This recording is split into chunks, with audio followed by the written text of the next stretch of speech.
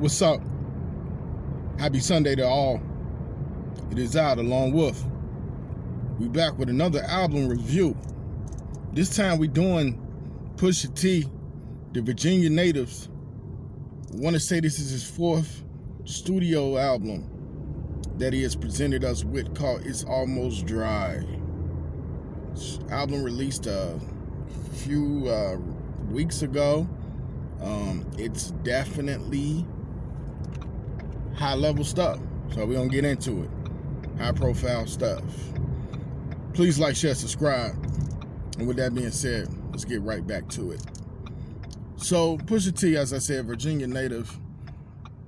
He has a pair of previous release, almost a decade ago, 2 Clips albums with his brother Malice. He also has a few mixtapes, Fear God 1, Fear God 2. So, Pusha T has brought us It's Almost Dry, and it's released 4 years, I want to say after Daytona, which was mega successful and a really, really great album with no blemishes. So as we talk about It's Almost Dry, we're going to talk about the successes and the fails, and we'll just sum it up with what I truly felt it was, and did it exceed expectations. So success-wise, the production, A1 quality, crisp. The audio was very pleasant on my ears. Pharrell is back. He is at top-notch speed here.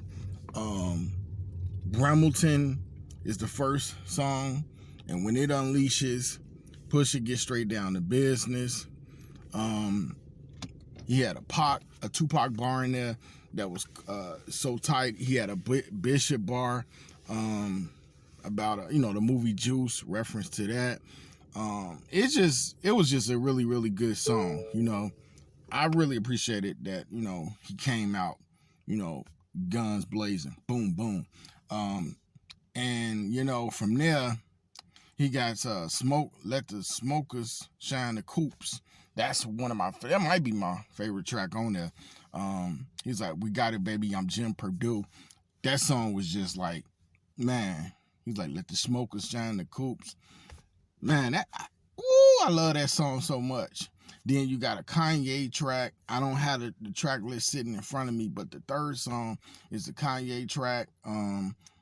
And that's tight. All of the Kanye production is also tight, just like Pharrell. Shout out Pharrell, shout out Kanye. They did their thing on this album, man. They really, really brought it. I do know the other track Kanye did is the Rock and Roll joint with Ye and Cudi. I love that joint too. Man, album mega successful. In terms of Diet Coke, that's the only song I thought didn't fit. Even Neck and Wrist with Jay-Z, man, that's hard. Album's hard, man. But the thing is, I just thought Diet Coke, for whatever reason, I get that it was he was playing that in the chorus, talking about, ordering Diet Coke must be a joke. I thought it was acceptable, but I just didn't find it to be on a level as the rest of the album. Then you got the song Hear Me Clearly with the artist name Negos. I'm not sure who that is, but Hear Me Clearly. If I'm correct, that's the song where he said, whipped it so hard, left my arm in it like Vince Carter. I'm like, man, Pusha got bars for days and weeks and years. The way he didn't lose a step at all with this album. No steps were lost. Very much another highlight to add to his career. Royce 5'9" was one of the first rappers I felt who, as they got older, they just kept getting better and better and better. And Pusha T is like no different. I think he's like, I want to say he's 47. I think so. Time just be flying, but I think Pusha like 47, but dude ain't lost no steps whatsoever, man. Like, if you was a Clips fan, you would love this Pharrell production, because it's just slapping.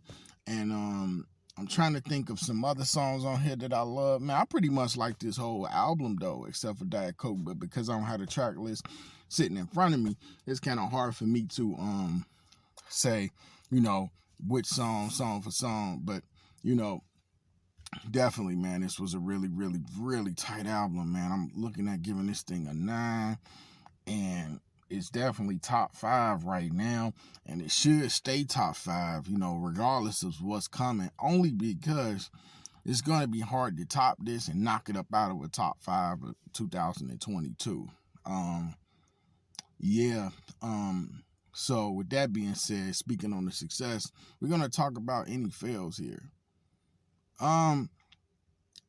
It's really nothing for me to say in terms of this album having any fails on it, because it's got multiple highlights of success. But the last song with his brother Malice, I thought it was really good, but I don't go back to that one. When I replay this album, sometimes I close the album because it's 12 tracks. I close this album after track 11. And I think that Pusha has shown in the past on songs like, I think it's No Sunshine with Jill Scott. It's a few other. He's gotten really personal, and it has been very, very impactful. I know a few people actually personally that love this song, but I didn't like the album closer like that. I just thought it was good, while the rest of the album was just extremely high level quality. You could just tell, man, like the production, they went all in. It's like Daytona Part 2, except for you getting more Pusha T here. You getting like 5 additional tracks, because, even though Daytona was suggested as an album, it was formatted like an EP with 7 songs. But yeah, man. Then you got that. It's a track he got with Lil Uzi Vert and Don Toliver. Like, for me personally, man, when it comes to hip hop, because let me put this out there. When it comes to hip hop, I just been listening to it for so long that I have really short patience when somebody is garbage. But I also tend to listen to everything as a lover of hip hop at least once. So sometimes these other artists, they get, the younger generation of rappers come on songs and they mess them up. But I thought it's called Scrape It Off. Lil Uzi Vert, Don Toliver, another highlight of a young up and coming singer. I thought, they definitely helped the song. They didn't hurt it. But with that being said, man, this thing is a 9 out of 10. It's almost dry. Man, it has been long awaited, similar to Kendrick's album, and it did not disappoint me, So did it meet expectations? Yes, undeniably so. I mean, this is how you do a follow-up album to a great album, and the successor, I struggle with that word a little bit, but the successor was just as good. This album was just as good as Daytona, if not better, because you got more of a sample size. So I want to know what y'all thought about it. Comment section down below the video. Let me know what you thought about the album. Like, share, subscribe to the page. More album reviews coming. This is The Lone Wolf, and I'm signing out. Peace.